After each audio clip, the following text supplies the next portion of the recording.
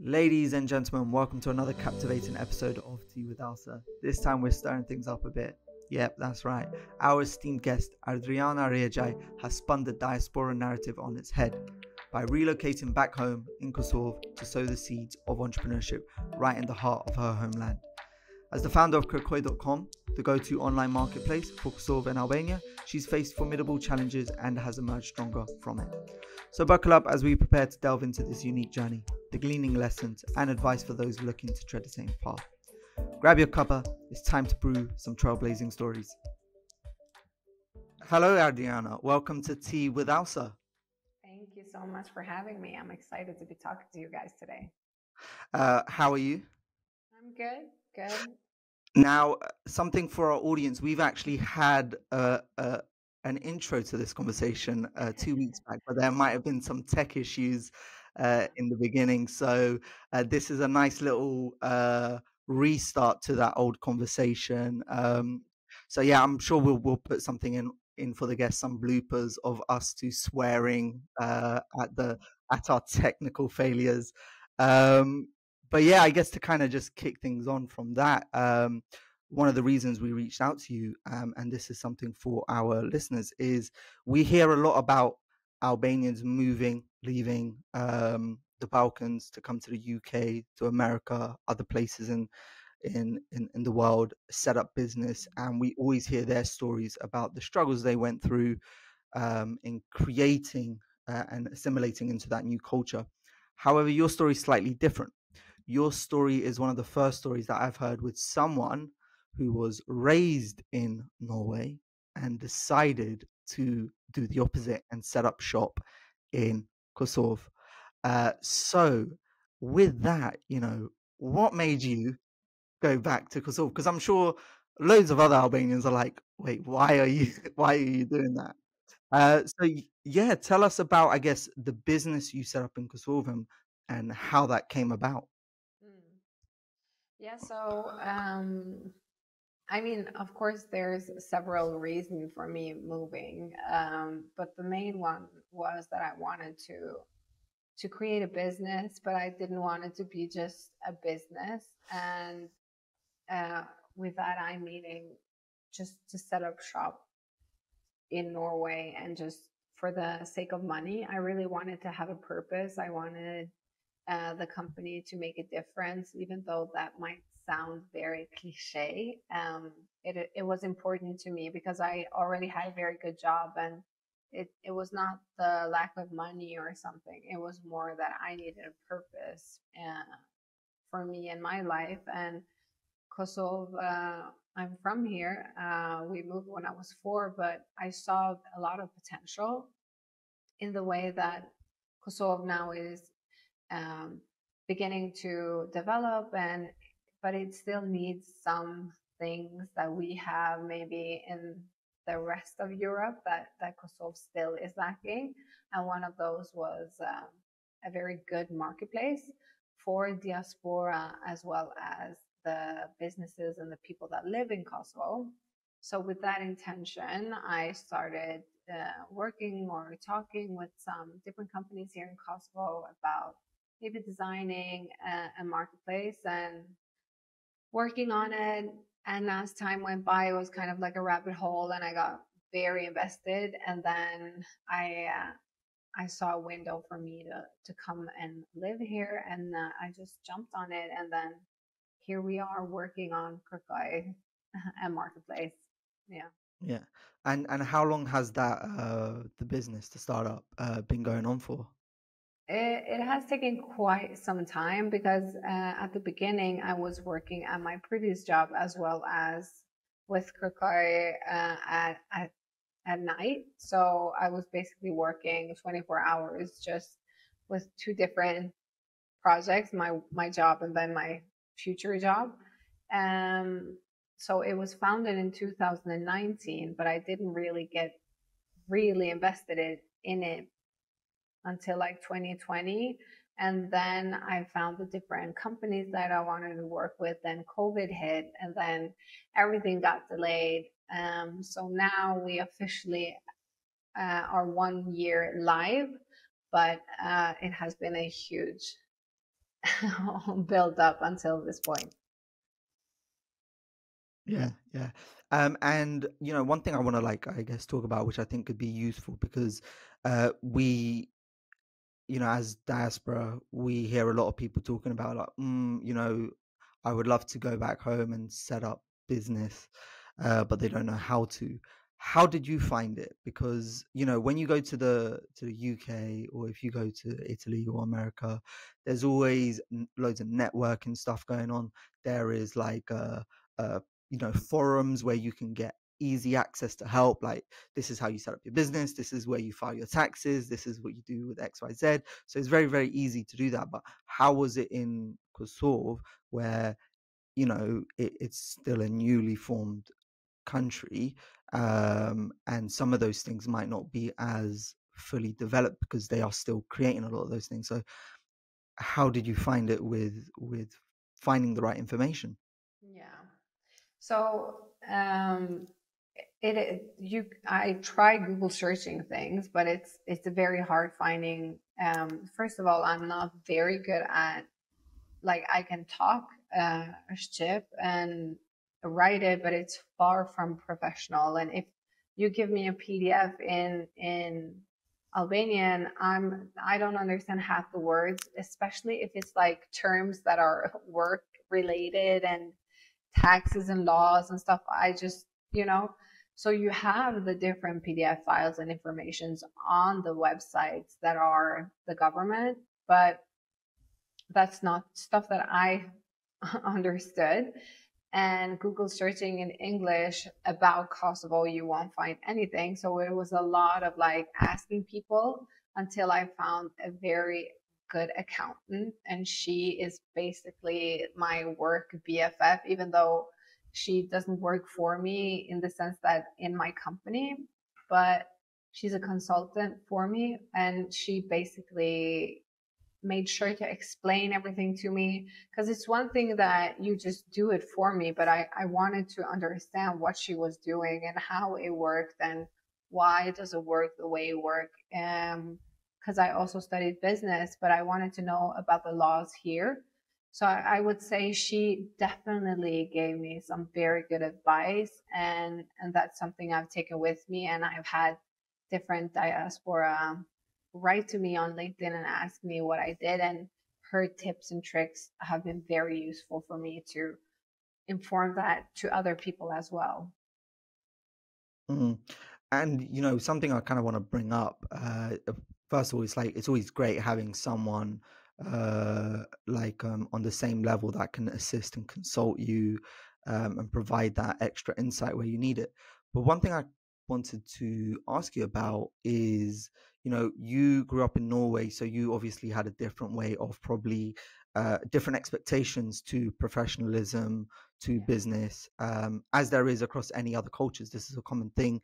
When Americans come to the UK, they're very surprised by the way certain stuff are done. So what was, I guess, the biggest surprise to you when you were moving to Kosovo and you were doing business? What were the biggest cultures? What were some of the stuff that you saw like, this is a disadvantage? And what were some of the stuff that you saw being done that you were like, oh, this is actually a good advantage? Like, this should also be done in Norway as well.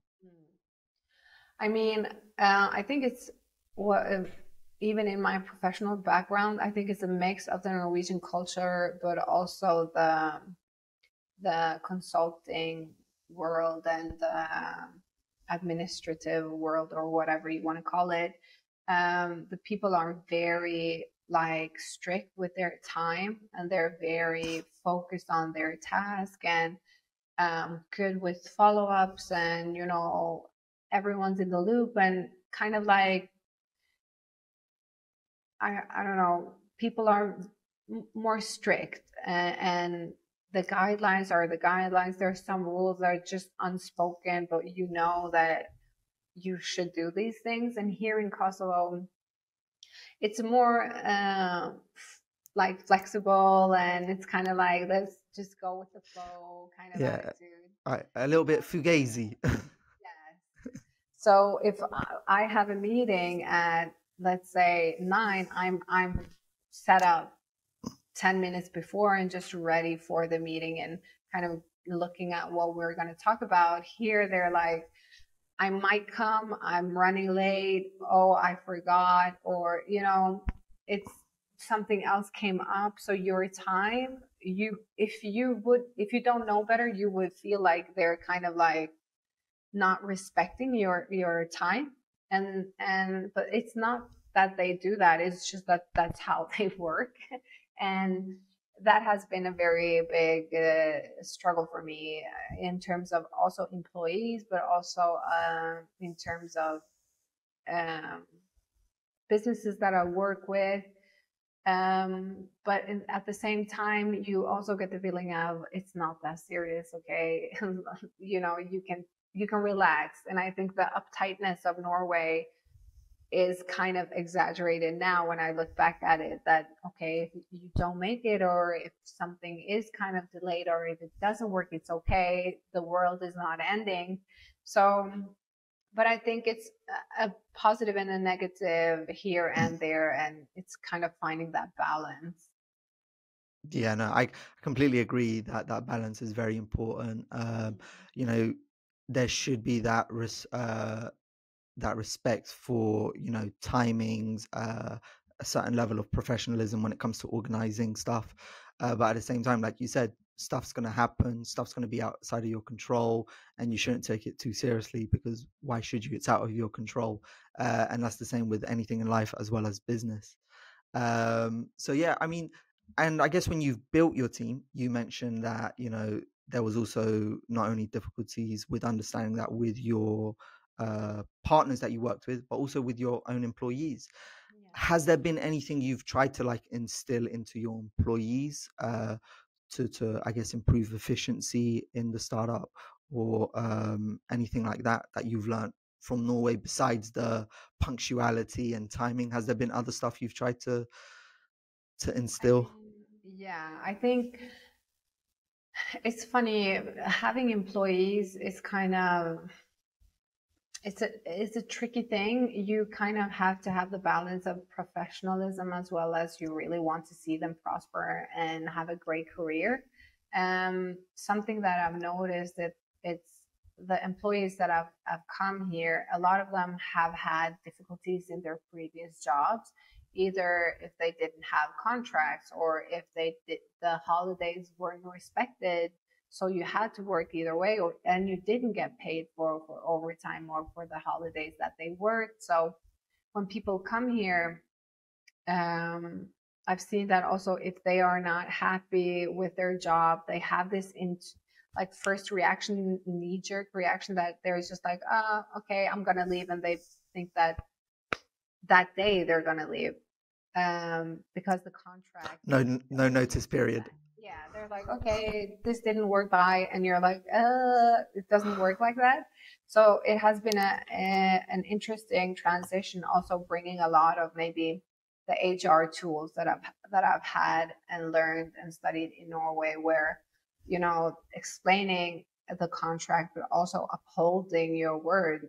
If I say we're gonna have the holidays, every holiday that Kosovo has as a holiday, you're free that day. And if I say that, if we are going to fire you, or you're going to leave the job, you have a month that you're going to work, and you're going to do the work as you did previously. It's not just, oh, I'm sick and you're not, trying to make sure that they feel safe and also heard, but as well as respected. And I think that Mm, when they feel that, it is mutual, so they will respect the workplace better, and do the job to the best of their abilities, knowing that you're trying to provide everything necessary for them to feel like the job is um, as it should be. So I think it's been interesting. It has been hard trying to also convince people that that's how it is, and we promise that that's gonna be like that. But also very fun seeing the employees being very happy and fulfilled, and appreciating you having those rules, even though they can be strict sometimes, because I will let you know if you're late, but you will also have your overtime if that's needed. So it's the pros and cons, but I think the new generation is very happy about these changes. Yeah, that sort of corporate social responsibility is very important, especially nowadays where, something you mentioned where it's like people don't just want to work for the sake of work and they want to work towards something. And so, a company having that responsibility is going to be just as important. And yeah, you're right, it's going to be something that a lot of people are looking for, younger people especially. I think much it's a much bigger draw now. What is this company's goal? What are you doing? Well, we're Kakoi, we're trying to connect everyone in the Balkans through a marketplace, and be responsible, be sustainable. That's going to be just as important as let's make some big money. Yeah, exactly. So people are looking for those things. And I guess kind of just, you know, I still want to talk about, this where you're currently at, but something we talked about off camera, which I think is a really interesting topic, is and something you kind of mentioned is the expectations I guess people had with you coming here, because you mentioned to me that it actually was hard because loads of people who are diaspora, they come here, make a make quick cash, leave responsibility to someone else. As long as they can cash out, they don't really care. They're not really in it, you know, they're not looking to hold responsibility to their employees. Yeah. So how did you manage to deal with that and also convince people?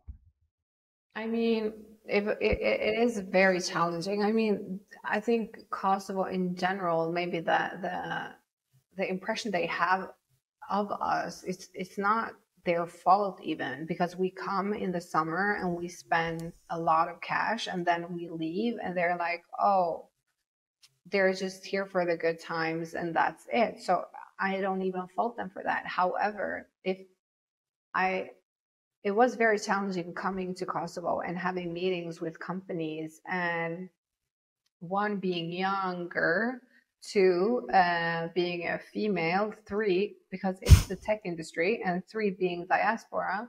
I feel like even if they were unconscious biases, people were like, she's coming here, she's trying to do something. And also the marketplace thing, it's not that it's not saturated. A lot of people have tried what I'm doing right now. So I don't even blame them for that. But it's the you're going to be here for a year. You're going to see that you're not going to like it. It's the jungle, it's the Wild West. You're not going to handle it. You're going to go back. And I mean, it's okay if you have those thoughts, but it's not a very warm welcome to people trying to come here and do a change, or make something of themselves and the country that they're from. So it's very challenging for me because I always felt that I kind of was misunderstood or not taken seriously, or just a lot of kind of hurdles, having difficulties maybe even expressing myself. Sometimes you even look dumber, and even though you're not, so you're constantly in this state of I'm trying to prove myself, and that can be very exhausting. So, but as time has gone by, I've been here for almost 3 years now, so people are, I guess, used to seeing me. So it has gotten better, but I feel like that's something maybe Kosovo could be better at, especially companies that offer services, being more open-minded and taking the time to understand the people that are coming here with pure intentions. Because something diaspora always says, and I said it myself, is I really want to make a change. And that can sound very like fluffy and Mhm. like, I don't know. So I feel like they're like, yeah, okay. They don't believe that, maybe just because the companies here are looking to maybe just being trying to overcome the hurdles that they have and have an income. So their problem statement isn't I want to change something or make a better world. They're like, I want to be here next year, hopefully making income for me and my family. So when you say that, it can sound very like, I don't know, maybe kind of rude to say Altruistic. that. Yeah. Yeah. Mhm. So I don't know. Yeah. Yeah, no, I guess it's something that it's not just seen in Kosovo; it's also seen in Albania as well. People trying to, because like we said, it's very common for people to come back, invest, and kind of just leave and take the rewards out of the country and then into where they're currently living, whether it's the UK or America, rather than coming in, actually developing something. Because part of, if you develop the whole point is that if we can develop a successful business culture, that one creates a good culture, professional culture, two is making money, then that in turn will, you know we can pay employees, those employees can then give back to the economy, that economy can then thrive, and that will allow young people to believe in that economy and then to be like, let me develop. And that will also allow diaspora to believe in that economy and be like, I want to invest in this Exactly. economy. Yeah. And so it's not, like you said, it can't just be one player. It has to be all players. All players have to agree to the game. If no one's agreeing to the game and the rules, then it's effed up since Yeah, the really. beginning. Yeah. So Yeah. this has become really like a passion project of mine, being diaspora myself. But yeah, everyone needs to kind of get on board, and I think both parties, not just someone from Kosovo speaking for diaspora, because I see that a lot. No, they have, it's okay. They know, you can't speak for me as I can't speak for you. So the appropriate people have to come to the table and kind of like have a discussion around what is happening and how these things can become better. Or even if me as a diaspora, I have a conversation with a company, if it's development or whatever, kind of like speaking from a place of like truth and be like, you could do this better, so we can enhance each other in a way. Yeah, that I guess that the market has to have, what's the right word of saying it? There needs to be that competitive edge that allows all participants to, I guess, whether through buying, selling, showcase if something's working well. If a business is not professional enough, then users are going to leave bad reviews. They're going to go to another business. Yeah. That sort of stuff needs to happen rather than there being monopolies, which does not make an economy grow. It does not thrive. It does not allow people to be optimistic, which is not what we want, especially in Albania and Kosovo, which, in my opinion, they're still young countries. I know Albania's had independence since, over 100 years, but Mm. it's it's only left communism, Yeah. r- in the last 30 years or so. Yeah. It's not really fully developed. It's slowly, and it's still it's making those right steps, but there's a lot more to be done. And I Exactly. think one of the biggest topics right now is that brain drain uh, across Kosovo and Albania, and it's not just us that are experiencing it; it's all of the Balkans. So, I mean, the brain drain is a big topic. I don't want to really delve into that because we're not economic experts. We're going to sit here, we're going to be like the Albanians in the cafes drinking coffee, pretending like we know everything. But one thing I did want to get your opinion on, as someone who has moved to Kosovo, they've dealt with the difficulties of that expectation. What are stuff, I guess, that people who do want to move back to their home country, what are stuff that they should avoid? What are mistakes that they should avoid? Is it a case of pretending like they know everything, because that's a common one? But what's other stuff that they should avoid when setting up business in back home? I mean, I can only speak from my experience, but I am honestly going to say that for me, it also depends on what you want to do, what industry, or if you're moving back just for fun or for business or whatever. But if it is for business, I'm just going to, I mean, I thought I did the research, I thought I knew what there was to know. It was very difficult because I really never, when I say never, I never like was in the nose of different organizations or who I could talk to. I did research, but it all seems so foreign to you. Everything seems so far away.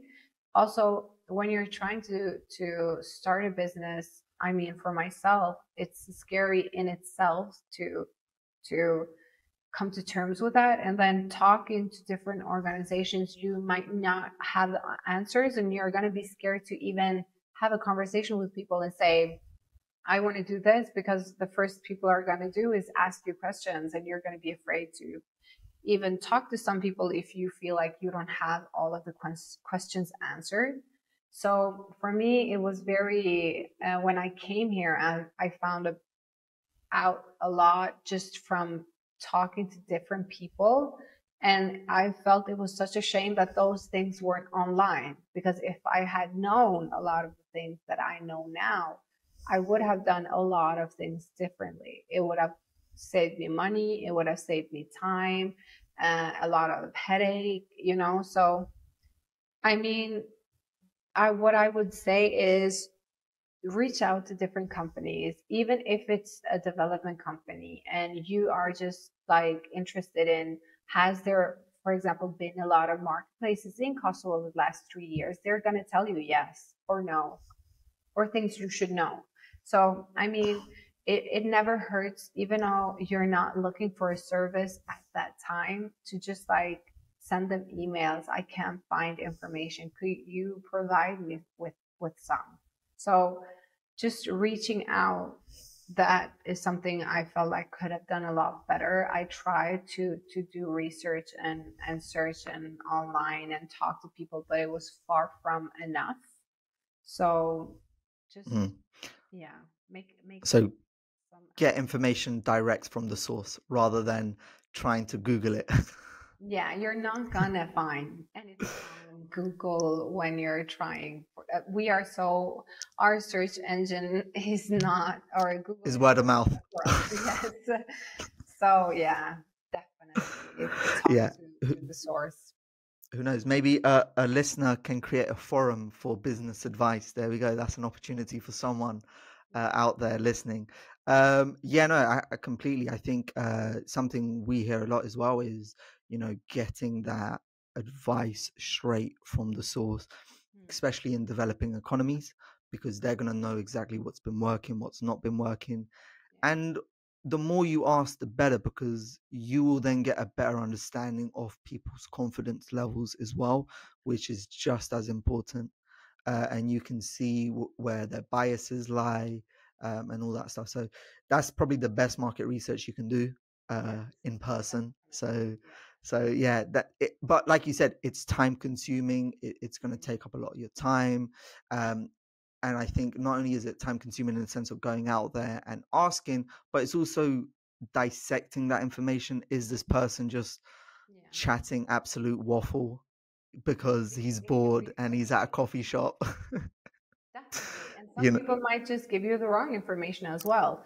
But the thing is, the more you know, the better. I felt like absolutely. I didn't come here with enough information. Now looking Mm, back, normally I'm in a better, obviously in a better standing now looking yeah, back. But I just, yeah, definitely should have known much more than I do. So talk to as many people as you can, even if they're bullshitting. You're going to be like, okay, I'm not going to do that. So yeah, yeah, absolutely. So to anyone listening, when you're on your summer holidays in Kosovo, Albania, in your spare time, talk to people, ask people about the business, ask people yeah, about what they can be write doing. me. They can write Yeah. to me as well. There is no problem. I'm more than happy to help. Exactly. And I guess, from in now that you're based in Kosovo, we hear a lot about tech being a big thing there. You're also working in tech. What are some key developments you've been seeing in Kosovo from a tech perspective? Because obviously there's Giraffe, there's also Dua, there's a few other places as well that are developing a lot of stuff which is more relevant towards Web 2. But yeah, has there been any tech development or stuff, because you're there on the ground, has there been stuff you've been seeing or companies that you feel are doing a great job in the tech sector in Kosovo or any other traditional businesses? I think first of all, I'm so happy with all of the different companies trying to kind of like make all of these different changes here in Kosovo. It really is exciting. It creates job. It creates opportunities. It makes also the younger generation just think bigger. So that's amazing. But if we're going to talk about what has maybe made the biggest impression for me is the general public. If we're talking about the everyday people and the everyday businesses, I see that more and more are excited to get online. So you can have a construction company that are working with making manufacturing windows. They're like, okay, we need a website because maybe a company in Switzerland or Germany are going to see our web or whatever. And that makes me excited because their reach is going to be bigger. And I see that their companies, even if they're medium or small, that before didn't even really think to get online, they were like, no, I know the people I need to know, and the people that need to buy from me, are more excited about getting online, creating an online presence, making sure they're on Google, thinking about ranking, all of these things. And I think that's a very, very big step, because that means that they're trying to get online. You don't have to be Kakoi or Dua or um, all of these big huge online platforms like Java or whatever. You can do a lot with a little. So I've seen a lot of companies reaching out to my fiance's company, that is a marketing company, with these requests, and that has just been insane since the COVID as well. I think COVID really made people stop and think about, okay, we can't just be a traditional business anymore. And I think that's the biggest difference. And I think that's going to make a lot of younger people come up with different apps and stuff that Kosovo needs. So I think that's Mm. very exciting. Yeah. Yeah, the digital transformation is going to be a big thing with any business, and like you said, you mentioned a really good example where people are very used to, these are my customers, this is my market share, this is my competitors, that's what I'm used to. And I guess some of them might be scared to expand into that Yeah. online world where there's more market share to grab, but there's also more competition. And that probably scares a lot of people. But like you said, once you learn, once you get on top of it, if you're quick, you can easily grab new market share within your industry, and you can use that to reinvest back into your company, pay your employees, reinvest into your community, and that sort of stuff. So yes, digital transformation will be a big thing. Yeah. It's still, I mean, to be honest, it's still something which I think across the whole world, it's still going on. There's still a lot of small to medium businesses which struggle to transform themselves into the digital world. Because as digital only really came about in what, like late 90s, 2000s. Yeah. It's still fairly All new, and that. Yeah, it's exactly. not like it's been going on for 50, 100 years. It's still fairly new. People forget, and things are, people are making products to make it easier to integrate online. Like you see marketplaces, if you've got business, you can put your stuff on kirkoi.com, they can sell, they can buy, which is great. They can go on LinkedIn now, connect with other people. Me Exactly. and you can talk online, and we can have this discussion, and we can put it up for people to share. So yeah, I think digital transformation, or utilizing digital to benefit your business, will be a big thing. Yeah. Yeah, no, definitely. And I guess kind of just to move back a few years, all the way back. I want to know a little bit about, and I think this is always interesting for students, what you studied in university, what you did as your first job. I know you did consulting, but yeah, tell us a little bit about, yeah, what you studied, how you got into your first role. I guess the annoying stuff. Were you a good student? Were you a bad student? What was that like? Yeah. Okay, so I studied business administration at Bay in Oslo. That's what my bachelor. I wrote my bachelor in HR. So that's something I'm very passionate about. Always been more passionate about different subjects that had to do with thinking and being like a philosopher of some sort. Math and everything that was kind of like calculating and stuff has never been very much my favorite subjects. And it's weird because I ended up going business. So you have finances and microeconomy and everything else. So, but yeah, I really wanted to, because as my parents say, and every other parent, if you go business or something general, you can always work. Mm.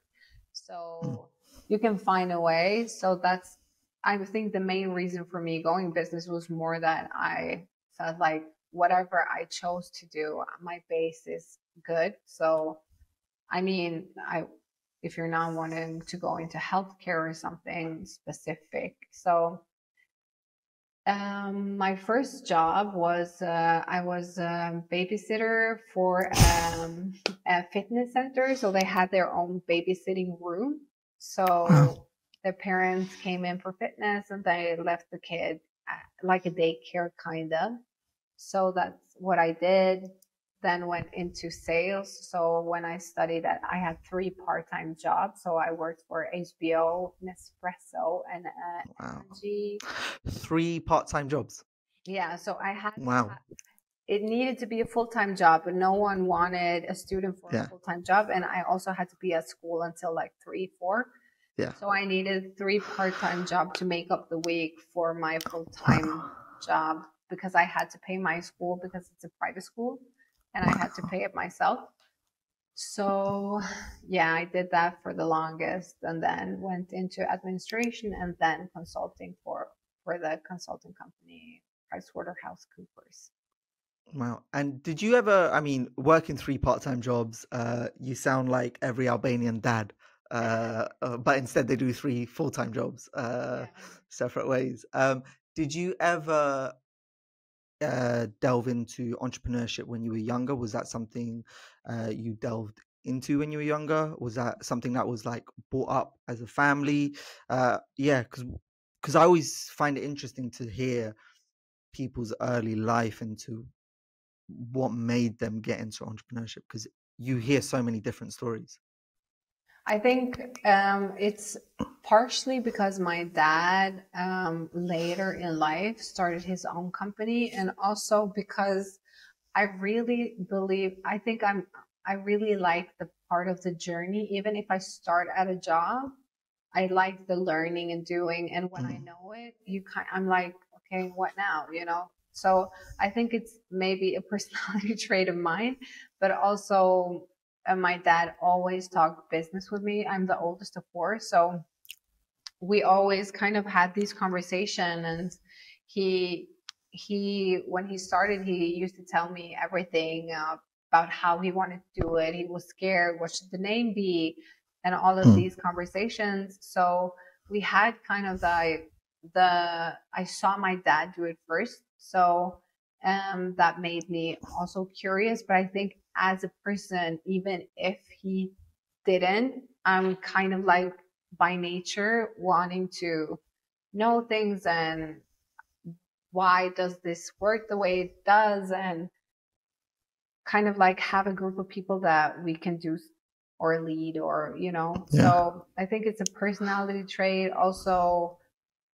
My dad, a combination of things, I think. I'm Yeah. not sure. Yeah. No, I think there is no right answer to this. It's just interesting. But, something you mentioned, which loads of people mention, is that it's important to have the mindset of, the journey is what you're looking for, not the destination.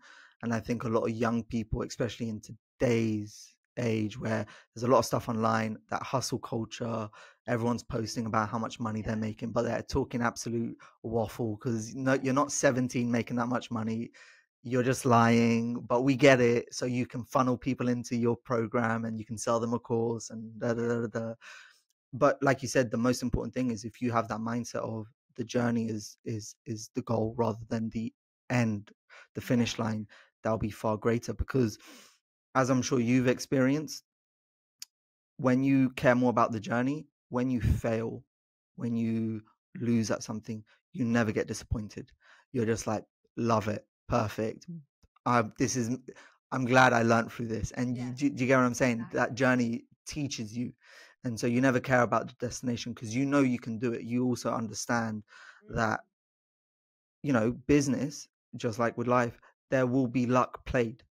There will always be a time where you will be luckier, the next day than the day before. But if you got your head up high and you keep optimistic, those lucky days will come a lot more. Yeah, I have a lot of people, and I think it's an Albanian Kosovo thing as well, where they're like, "What are you gonna do if you fail?" Like, "Oh my God, that must be so embarrassing." And Mm. I mean, that's so sad to even approach something in that way, because I think that's also the main reason why people are afraid to do things. I heard this quote, I can't remember who said it, but it was that the biggest wealth lies in the graveyard where all the amazing ideas die. And I Ooh, really believe in that. Yeah. It was I have never heard that. Never heard that. That's really good. That is really good. so, Biggest wealth lies in the graveyard of ideas yeah. because people give up. Is Yeah, they have this idea, but they are afraid to do it, and they die with this, maybe something that could have changed the world, medicine, whatever it could have been. So I'm really like, I never needed for anything when I left Norway. I literally was at the peak of my career when I tried when I left my job, they even offered me a better position with a higher salary. So it was, it's not always, and I know you can say that as a privileged person, but no matter what you do, if you do something that doesn't fulfill you, you're already failing yourself, in my opinion. yeah. So I feel like even if Kakao works out, or even if it doesn't, I'm so rich in experience, and I would never be embarrassed or ashamed when talking about Kakao, no matter how it goes. So I feel like that's something that people, especially the younger generations, as you're saying, that are trying to kind of like sell this idea online on TikTok, like my small business is doing 1 million the first week. Like, no, it's not. So, but yeah, kind of reframing it and making it about the enjoyment of the learning curve. Yeah, definitely. The wealth comes from the adventure rather than the gold at the end of the day. Because if you go through that journey, you know for a fact that you can create another business, Yeah. and then you can redistribute, rebrand, whatever. Whereas if you just get to the end goal too quickly, you're not going to know what to do. And you see that with a lot of people, where some people who don't have that mindset, and they do sell quickly, and then they try to recreate something, it doesn't end up well. And it's Yeah. because you had good cards in the beginning, but you didn't realize, you weren't self-aware, Yep. and you only cared so much about that end goal, that now when you're redoing it, you're like, why am I failing? Why am I da da da da da? It's like, that's life. It's like a poker game. Sometimes you've dealt good cards, sometimes you dealt bad cards, but it's not about finishing quickly. It's about enduring, making it last long, making it enjoyable, I and mean, that of sort of course, stuff. money is important. We're not going to sit here and say it's not, but it's not. It should never be just about money. I think that's what was the main point is. Yeah, no, definitely. I mean, yeah, we shouldn't lie to our listeners and be like, yeah, money doesn't matter. Cost of living crisis, who cares? No, Yeah, money is important. Of course, we all yeah, do. Even if you work for someone, or if you work for yourself, money is important. But in whatever you do, if you work for someone or yourself, it should be something where you can feel like I can do this for the rest of my life, because you yeah. spend half of your life or even more at your job or at home. Absolutely, That's absolutely. just a lot of time. Yeah. you have to set up those boundaries with, the balance of, you know, how much am I willing to earn to, cost me an extra weekend or something like that. And that's something individually you have to figure out. Is it something, I talk to people about this all the time where they'll tell me like, oh, I'm going to take this job. They pay a lot of money, but it's a lot of hard work. And I'll tell them, if your plan is to endure it for 2 years and then to escape and do something else, then do it, because you have a get out. But if you don't have a get out, if you don't have a 5-year step into why you're doing it, then it doesn't make sense. You got to know why you're doing it. It's okay to, as well, there's going to be a time in a startup where you're going to have to work those 2 years not getting paid F or anything, Zero. but you know why you're doing it. I'm doing it because in time, I'm hoping the investments that I put in is going to pay off. And Yeah. so that's the whole point. It's not about not making money. It's about, if I'm going to do it, what is the What's the reason? return? Yeah. What's the reason? What's the return? The Instagram Yeah. video, how another meme. Yeah. Yeah, exactly. I'm sure we'll put that up on here somewhere if we don't get copyrighted or anything like that. Sweet. And I guess kind of, something we like to ask our guests is, one, what, we always ask people what's good advice, but I like to ask people, what is some of the worst advice you've been given starting your business, or anything in life that you're like, that was terrible advice? What is some of the worst advice you've been given that people should be aware of? Okay, the worst advice. I don't know if it's advice, but it's kind of like indirectly advice. It's when I wanted to do something with Cocoa before leaving, the only thing that I would hear from, especially maybe people from Kosovo in general, was, "What are you gonna do if it fails?" Like trying to not even trying, maybe it's just out of curiosity, or them reflecting their feelings on you. What would they do if they fail? Mhm. So I think that's something that I really had to like kind of like overcome. You have your own fears, but the fears of others or judgment of others up on yourself, like, okay, if it fails, it fails. Like, what am I supposed to do? So I think that's not even maybe an advice, but it's just like, the don't even answer some questions that people have. Just be like, it's gonna be okay. Like, just you know. Yeah, I think that is it's like an evil eye. Like, what are you gonna do if it fails? What are you Yeah. gonna da da da da? Da? And yeah, it's very different. It's Parenting. Oh, Yeah, especially when it's unsolicited advice where they're Yeah. just like, "Hey," it's like no one asked you. I didn't No one, even talk about this. Like, why are you bringing this up? yeah, no one asked you, uncle. I'm just enjoying my food. Leave me alone. Exactly. So I think uh, that's the hardest, worst thing I keep hearing also. So okay. yeah. And then I guess that is a very good advice for people to just ignore when you're doing well. Like, it Even doesn't if mean you're that. not, just like just even if you're not doing well, just be like, I know it's very hard, but just look at whoever is saying that and be like, but I'm still doing something. And Yeah, not to be rude, but you're not. So, you know, I mean, it is very hard to be like, don't listen, just like be in peace with yourself. No, but just look at the person and be like, okay, but I'm doing something. Even yeah. if it fails, I'm more rich in experience or something. Just don't let it get to you. Yeah. And also, I think it is as well, one thing to remember, like you said, is maybe they're putting their own insecurities because they haven't done something that they haven't set up. And also the other thing is, like, was this solicited? Did you ask for it?